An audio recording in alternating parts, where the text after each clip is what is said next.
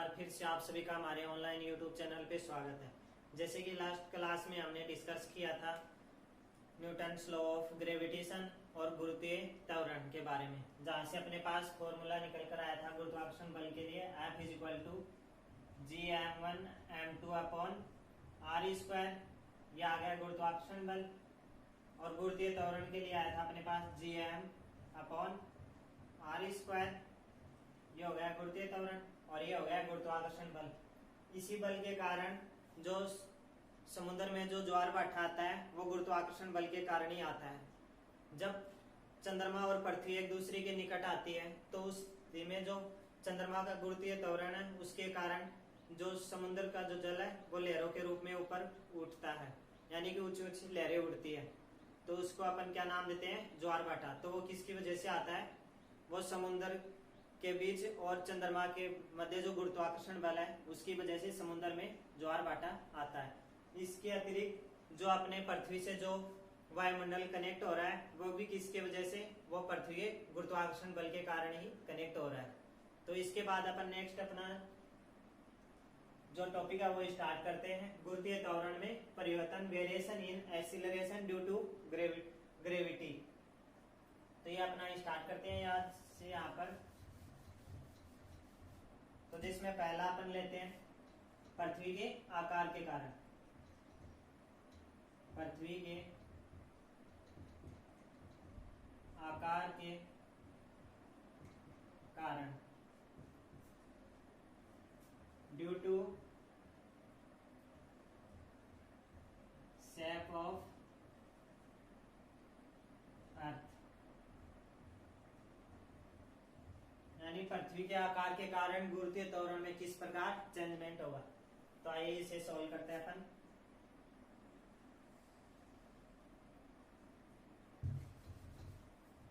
जैसे ये पृथ्वी है अपने पास, ये हो गया इसका सेंटर और ये इसके के अंदर से गुजरने वाली इक्वेटर लाइन, भूमध्य रेखा,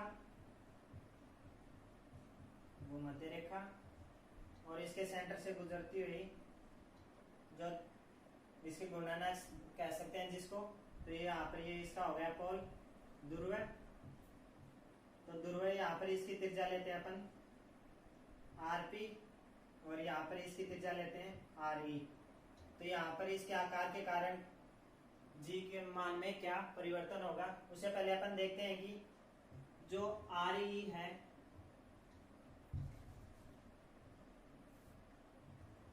RE इक्वल टू क्या होता है? RP plus 21 kilometre. यानी कि जो ध्रुव की जो त्रिज्या है, जो पृथ्वी की जो त्रिज्या है वो ध्रुव पर, वो भूमध्य रेखा पर जो त्रिज्या है उससे कम होती है। इन दोनों के बीच का अंतर कितना होता है?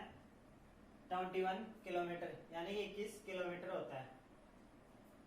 जैसे कि अपन यहां से निकालें जी भूमध्य रेखा पर गुरुत्वीय त्वरण, तो यहाँ पर क्या होगा? Gm अपॉन RE का स्क्वायर, और ध्रुव के लिए निकालें तो यहाँ पर हो जाए RP equal to Gm upon RE का RP का स्क्वायर।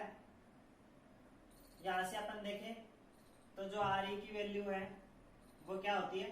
Greater than RP। तो यहां से अपन देखें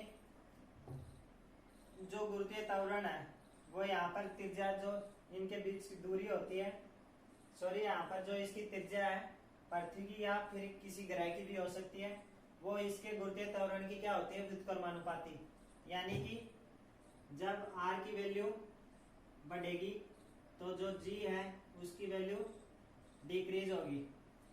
ठीक है, तो यहां से अपन कह सकते हैं RE ग्रेटर देन RP है, इसलिए यहाँ पर GP ग्रेटर देन GE।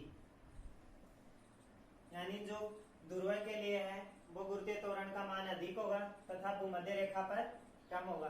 और ये कितना कम होगा? तो ये होगा GP is equal to GE plus 0.01 eight metre पर सेकेंड स्क्वायर। यानी कि भूमध्य रेखा और जो ध्रुव है, यहाँ पर इन दोनों के बीच जो गुरुत्वीय त्वरण है उसका अंतर कितना होगा, 0.018 मीटर पर सेकेंड स्क्वायर। यहाँ से अपन कह सकते हैं कि जो भार है वो कहाँ पर अधिक होगा, ध्रुव पर, और जो मात्रा है, जो वस्तु अपन ने ली है, जो या पिंड लिया है, उसका जो भार तो ध्रुव पर अधिक होगा और उसकी मात्रा कहाँ पर अधिक होगी, भूमध्य रेखा पर। क्योंकि वेट इज इक्वल टू क्या होता है, जीएम। तो जहां पर जी की वैल्यू अधिक होगी वहां पर उसका वेट अधिक और मात्रा कम, और जहां पर जी की वैल्यू कम होगी वहां पर उसकी जो मात्रा है, जो उसकी क्वांटिटी, वो अधिक होगी।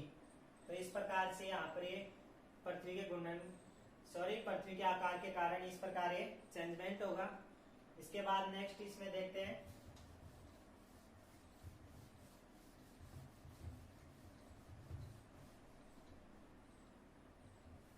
पृथ्वी की सतह के ऊपर, पृथ्वी की सतह के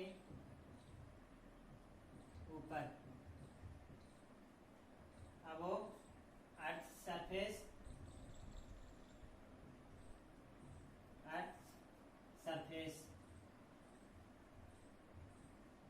यानी कि पृथ्वी की सतह के ऊपर जी के मान में किस प्रकार चेंजमेंट होगा। माना ये अपने पास पृथ्वी है, इसका ये सेंटर हो गया, जिसकी त्रिज्या क्या है, कैपिटल आर तथा कैपिटल एम इसका द्रव्यमान, और इसकी सतह से h ऊंचाई पर अपन कोई वस्तु लेते हैं जिसका द्रव्यमान स्मॉल m है। यह पृथ्वी की सतह से h ऊंचाई पर है। तो यहाँ पर h ऊंचाई पर किसी वस्तु के लिए अपन गुरुत्वीय त्वरण निकालना चाहे तो वो उसके लिए क्या फॉर्मूला होगा, G is equal to G/1 plus H/r square, GH। यानी कि पृथ्वी की सतह से ऊपर अगर किसी निश्चित ऊंचाई के लिए अपन जो गुरुत्वीय त्वरण है उसकी वैल्यू निकालना चाहें तो वो इस फॉर्मूले से अपन, यहाँ पर होगा होल स्क्वायर, तो इस फॉर्मूले से अपन निकाल सकते हैं। यहाँ से अपन देखते हैं कि जो h है वो क्या, इसके जो गुरुत्वीय त्वरण है उसके व्युत्क्रमानुपाती है। यानी कि जब h की वैल्यू बढ़ेगी तो g की वैल्यू डिक्रीज होगी। यानी कि पृथ्वी की सतह से जैसे जैसे हम ऊपर की ओर जाएंगे तो गुरुत्वीय त्वरण का जो मान है वो डिक्रीज होता जाएगा। इसके बाद नेक्स्ट इसमें आता है, अगर इसके लिए कुछ स्पेशल कंडीशन ले तो इफ जब h is equal to r, यानी कि पृथ्वी की त्रिज्या के बराबर ऊंचाई पर अगर गुरुत्वीय त्वरण का मान निकालें तो वो क्या आएगा, तो GH is equal to G/4। यानी कि पृथ्वी की सतह का जो गुरुत्वीय त्वरण है उसका 1/4 उसकी बराबर ऊंचाई पर होगा। यानी कि इस त्रिज्या के बराबर ऊंचाई पर जो गुरुत्वीय त्वरण है वो सतह का क्या 1/4 हो जाएगा। इसके बाद नेक्स्ट इसमें देखते हैं, if h less than r,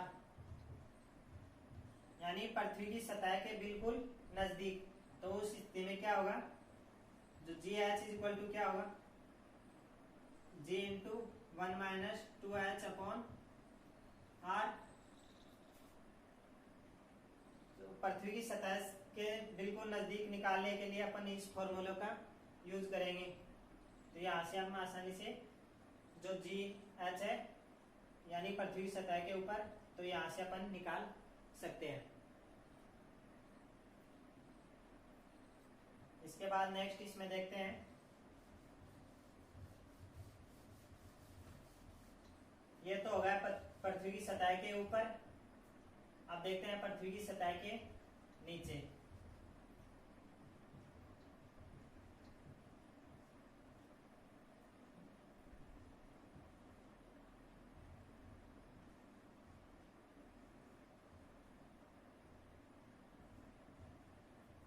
earth surface यानी पृथ्वी की सतह के नीचे आना। ये अपने पास पृथ्वी है, ये इसका सेंटर हो गया, ये इसकी रेडियस आर, कैपिटल आर, ये पृथ्वी की सतह। तो इससे डी गहराई पर, तो ये कितना होगा आर माइनस डी। पृथ्वी का द्रव्यमान क्या होगा कैपिटल एम, और इसका द्रव्यमान हो गया M dash.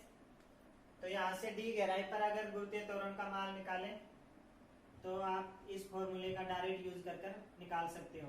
Ji d equal to j into 1 minus d upon are.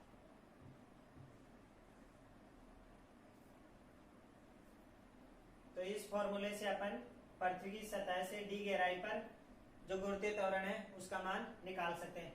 अब यहां से अपन देखें तो इससे क्या निष्कर्ष निकलता है, यानी कि डी की वैल्यू है, ये टोटल वैल्यू किस में से 1 में से माइनस हो रही है। तो जैसे जैसे डी की वैल्यू बढ़ेगी तो जो जी डी है उसकी वैल्यू यहाँ पर डिक्रीज होगी, यानी कि जब डी की वैल्यू इंक्रीज देन तब जी डी की वैल्यू डिक्रीज होगी, यानी कि पृथ्वी की सतह से नीचे जाने पर जो गुरुत्वीय त्वरण है उसका मान घटता जाता है। अब अगर इसमें अपन इफ जो डी की वैल्यू है वो आर के इक्वल में, यानी कि पृथ्वी के केंद्र पर, तो पृथ्वी के केंद्र पर जो गुरुत्वीय त्वरण है उसका मान क्या होगा, यहाँ पर डी की वैल्यू आर रखें तो आर हो जाएगा यहाँ पर आर अपॉन आर इज, तो यहाँ पर क्या हो जाएगा एक माइनस एक जीरो, तो जी को जीरो से मल्टीप्लाई करेंगे तो जीरो, तो यहाँ से अपने पास आ जाएगा g d is equal to zero. और इसी स्थिति को क्या कहते हैं, बाहरीनता की स्थिति, वेटलेसनेस, बाहरीनता की स्थिति।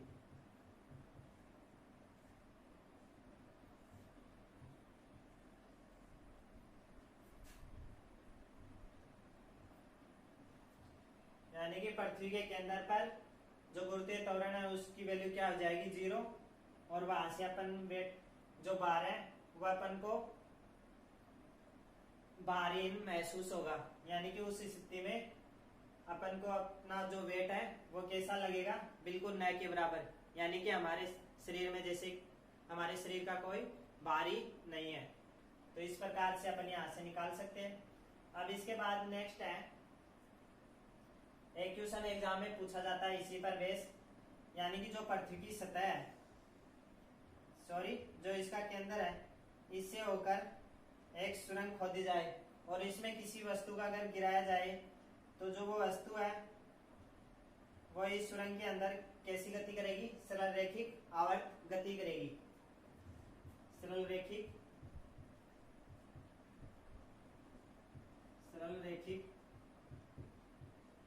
आवर्त गति, यानी कि वो इसके अंदर सरल रैखिक आवर्त गति करती रहेगी। तो उस स्थिति में उसका जो आवर्तकाल है वो क्या होगा, तो वो t is equal to 2 pi root r upon जी।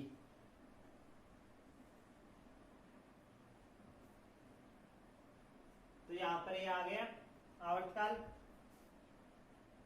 अब यहाँ पर r क्या है, पृथ्वी की जो त्रिज्या है ये कांस्टेंट है, g है वो भी पृथ्वी के लिए कांस्टेंट है। तो यहाँ से अपन आवर्तकाल की वैल्यू निकालें तो वो कितनी आएगी 1.40 आवर। तो ये अपने पास इसके लिए आवर्तकाल निकल कर आता है जब किसी वस्तु को पृथ्वी के अंदर से होकर एक सुरंग खोदकर उसमें गिरा दिया जाए, तो उसके लिए जो आवर्तकाल है उसका फॉर्मूला ये होगा, और उसका जो आवर्तकाल जो टाइम है वो क्या होगा 1.40 आवर। तो इस प्रकार से आवर्तकाल बेस इक्वेशन एग्जाम में पूछा जाता है, तो आप यहाँ से अच्छे से इसको क्लियर कर लें। इसके बाद नेक्स्ट इसमें आता है, अब आपने देखा होगा कि इसमें जो पृथ्वी की सतह है उससे ऊपर जाने पर भी जो गुरुत्वीय त्वरण है उसकी वैल्यू डिक्रीज होती है, और पृथ्वी की सतह से नीचे जाए तो उस स्थिति में भी जो जी की वैल्यू है वो डिक्रीज होती है। तो ऐसे कोई दो पॉइंट ऐसे हो पृथ्वी की सतह के ऊपर और नीचे ऐसे है जहां पर जो जी की वैल्यू है वो इक्वल होगी, क्योंकि ये मान लो कि पृथ्वी है तो इसकी सतह से ऊपर जाते हैं तो भी जी की वैल्यू डिक्रीज होगी, और नीचे आते हैं तो उस स्थिति में भी जी की वैल्यू है वो डिक्रीज होगी। तो यहाँ पर कोई तो दो ऐसे बिंदु होंगे जहां पर जो गुरुत्वीय त्वरण है उसकी जो वैल्यू है वो इक्वल होगी। तो यहां से अपन निकालना चाहे तो अपने पास क्या निष्कर्ष निकल कर आएगा, यानी कि पृथ्वी की सतह से तो यहाँ पर आ जाएगा D is equal to 2h, या फिर h is equal to d/2, यानी कि पृथ्वी की सतह से h ऊंचाई पर जितना परिवर्तन होगा जी के मान में, यानी कि पृथ्वी की सतह से h ऊंचाई पर गुरुत्वीय त्वरण का जो वैल्यू होगी वो पृथ्वी की सतह से d/2 गहराई पर जो वैल्यू होगी उसके इक्वल होगी, यानी कि d इज इक्वल टू वो क्या 2h के इक्वल होगा। यानी कि पृथ्वी की सतह से अपन अगर h ऊंचाई पर जाएं तो जो g की वैल्यू आएगी वो पृथ्वी की सतह से d/2 जो गहराई है उसके इक्वल होगा। ये भी आप ध्यान में रखिए, यहाँ से भी एग्जाम में क्वेश्चन पूछे जाते हैं। इसके बाद नेक्स्ट देखते हैं पृथ्वी के घूर्णन के कारण, due to rotation of earth, पृथ्वी के घूर्णन के कारण।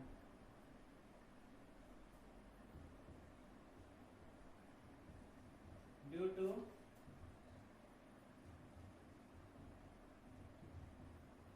रोटेशन ऑफ अर्थ, यानी कि पृथ्वी के घूर्णन के कारण। ये ग्रेविटेशन का जो टॉपिक है उसका जो है सेकंड पार्ट अपने लिया है। ये एग्जाम के लिए काफी इंपॉर्टेंट टॉपिक है, यहाँ से एग्जाम के लिए काफी क्वेश्चन बनते हैं और हर बार एग्जाम में यहाँ से क्वेश्चन पूछे जाते हैं। तो आप इसको अच्छे से क्लियर कर लें, और फिर भी अगर कोई डाउट हो तो आप नीचे कमेंट कर दे, समय मिलने पर आपके कमेंट का आंसर आपको मिल जाएगा। ठीक है, तो इसके बाद अपन निकालते हैं पृथ्वी के घूर्णन के कारण due to rotation of earth, यानी पृथ्वी के घूर्णन के कारण जी के मान में क्या चेंजमेंट होगा। तो अपन यहाँ से लेते हैं,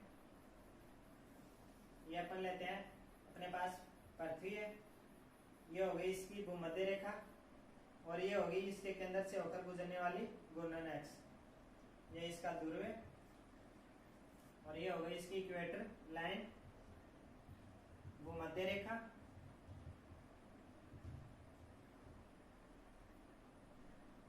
यहाँ पर कोई वस्तु है T जिसका द्रव्यमान है स्मॉल m, ये हो गई इसकी घूर्णन x जिसकी कोणीय चाल क्या है ओमेगा। तो यहाँ से उसकी जो भूमध्य रेखा है इससे लैम्डा अक्षांश पर ये वस्तु स्थित है। अब इस वस्तु पर अब कोई वस्तु ऐसे वर्ताकार गति कर रही है तो उस पर जो बाहर की ओर बल लगने वाला कौन सा बल होता है, अब केंद्रीय बल। तो इस पर जो इसकी घूर्णन एक्स से लंबवत बाहर की ओर जो बल लगेगा वो क्या होगा mv² r, या फिर m ω²r।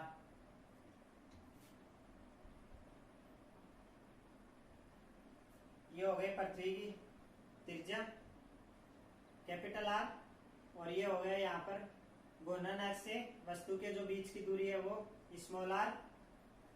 अब यहाँ पर देखते हैं जो पृथ्वी के केंद्र की ओर जो लगने वाला बल है वो कौन सा होगा mg, और यहाँ पर इसका घटक लें तो जो इसके विपरीत है लगने वाला बल वो कौन सा होगा, इसका घटक क्या आएगा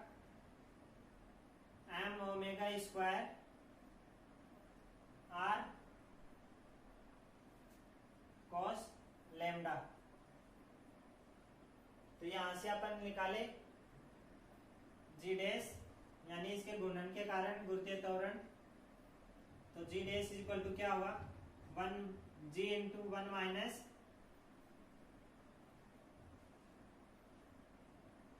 omega square R cos square lambda. तो इस फॉर्मूले से अपन जो जी डैश की वैल्यू है यानी कि पृथ्वी के घूर्णन के कारण जी के मान में किस प्रकार चेंजमेंट होगा वो इस फॉर्मूले से अपन डायरेक्ट निकाल सकते हैं। अब यहाँ पर कुछ स्पेशल केस लेते हैं अपन। If lambda is equal to 0 degree then तो cos 0 का वैल्यू क्या होगी 1 का स्क्वायर 1, तो यहाँ से अपने पास G dash is equal to क्या आ जाएगा G into 1 minus omega square R. फिर इसमें सेकेंड केस आता है if lambda is equal to 90 degree then तब G dash is equal to cos 90 degree क्या होता है 0, तो यहाँ पर ये टोटल वैल्यू क्या हो जाएगी 0, तो जी डैश इज इक्वल टू जी। तो यहाँ से इन दोनों केस के आधार पर अपन क्या निष्कर्ष निकाल सकते हैं, यानी कि जो पृथ्वी घूर्णन के कारण है वो भूमध्य रेखा पर जो गुरुत्वीय त्वरण है वो ओमेगा स्क्वायर आर कम हो जाएगा, और जो ध्रुव है यानी इसकी घूर्णन अक्ष पर ध्रुव पर वहां पर लैम्डा क्या होता है 90 डिग्री, तो उस स्थिति में जो जी डैश है वो जी के इक्वल होगा, यानी कि जो पृथ्वी के घूर्णन के कारण जो ध्रुव पर है वहां पर जी के मान में कोई परिवर्तन नहीं होगा, लेकिन भूमध्य रेखा पर ओमेगा स्क्वायर आर कम हो जाएगा। और वो कितना कम होगा अगर निकालना चाहे तो अपन, तो पृथ्वी के घूर्णन के कारण ये हो जाएगा यहाँ पर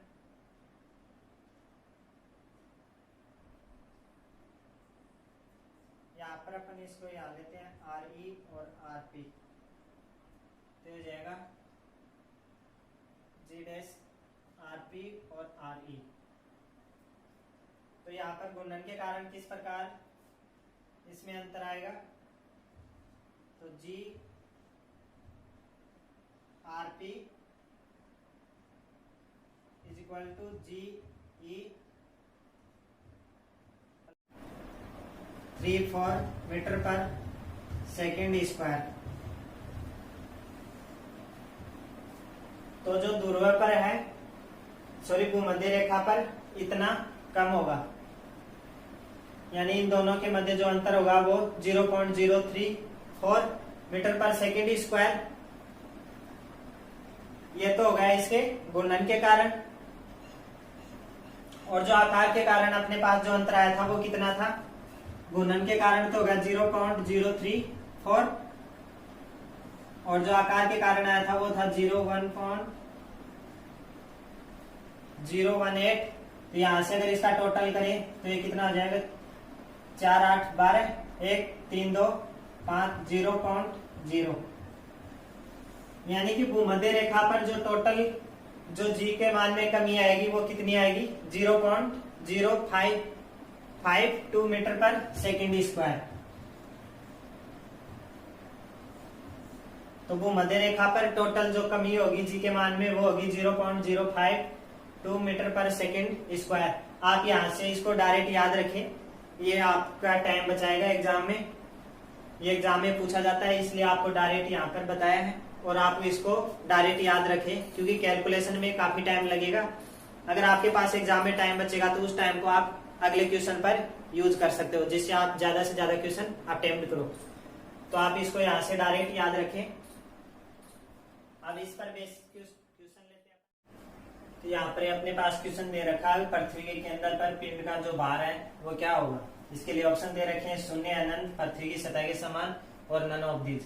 तो अपन को पता है किसी वस्तु के लिए भार निकालने के लिए अपन कौन सा फॉर्मूला यूज लेते हैं, weight is equal to G M. G क्या है यहाँ पर गुरुत्वीय त्वरण। तो हमने अभी क्लास में पीछे बताया था कि जो पृथ्वी है उसके केंद्र पर जो जी की वैल्यू है वो क्या होती है 0। तो यहाँ से अगर इसकी वैल्यू पुट करें 0 इंटू एम तो क्या आएगा 0, यानी कि पृथ्वी के केंद्र पर जो पिंड है उसका द्रव्यमान क्या होगा 0। तो यहाँ अपना ए ऑप्शन इज करेक्ट। इसके बाद नेक्स्ट क्वेश्चन है, पृथ्वी की सतह से वह ऊंचाई जहाँ पर जी का मान पृथ्वी की सतह पर जी के मान का 25% रह जाए, यानी कि पृथ्वी की सतह के ऊपर पूछा है। ठीक है, तो इसके लिए अपन कौन सा फॉर्मूला यूज में लेंगे, पृथ्वी की सतह से ऊपर के लिए। तो यहाँ से अपन फॉर्मूला यूज करेंगे GH is equal to G into G upon 1 plus H upon R और इसका होल स्क्वायर। तो इस फॉर्मूले से अपन ये करें, यहाँ पर दे रखा है अपन को जो G का मान है वो पृथ्वी की सतह पर G के मान का क्या है 25% रह जाए। तो यहाँ से GH है, GH की वैल्यू क्या होगी, यानी कि G की 25% कितना होगा 1/4, तो ये होगा G अपॉन 4। तो यहाँ से इसकी वैल्यू इसमें पुट करें तो यहाँ पर क्या आएगा फिर G upon 4 is equal to G upon 1 plus H upon R का होल स्क्वायर। यहाँ से G से G कैंसिल और इसको क्रॉस मल्टीप्लाई करेंगे तो यहाँ से अपने पास आ जाएगा फिर 1 प्लस H अपॉन R का whole square is equal to 4। तो यहाँ से अगर दोनों तरफ रूट लें तो आ जाएगा 1 plus H upon R is equal to 2। तो यहाँ से H अपॉन R की वैल्यू कितनी आएगी, H upon R is equal to 2 minus 1 is equal to 1। तो यहाँ से अपन कह सकते हैं R इज इक्वल टू क्या होगा R। ठीक है, और पृथ्वी की जो त्रिज्या R वो कितनी होती है 6400 किलोमीटर, जो अपन को क्वेश्चन में दे रखी है। तो यहाँ से अपने पास जो आंसर आया 6400 किलोमीटर में आया। तो यहाँ पर अपना आंसर कौन सा होगा 6400, लेकिन ये क्या है मीटर में, तो ये अपने ऑप्शन नहीं है, ये सी ऑप्शन अपना करेक्ट ऑप्शन है, क्योंकि यहाँ पर है कितना है 6400 किलोमीटर। तो इस तरीके से अपन क्वेश्चन को बहुत ही आसान तरीके से कर सकते हैं, लेकिन इसके लिए पहले आपको इसके जो फॉर्मूले हैं वो पता होना चाहिए। ठीक है, इसके बाद अपन नेक्स्ट क्लास में मिलते हैं। अगर क्लास अच्छी लगी हो तो अपने दोस्तों तक शेयर कीजिए ताकि वे भी इसका बेनिफिट ले सके, और जो अभी इस चैनल पे नए हैं वो चैनल को सब्सक्राइब कर ले और बेल आइकन को प्रेस कर ले, ताकि जो भी अब नेक्स्ट वीडियो आए वो आपके पास तुरंत पहुंच जाए। तो ठीक है, नेक्स्ट क्लास में मिलते हैं।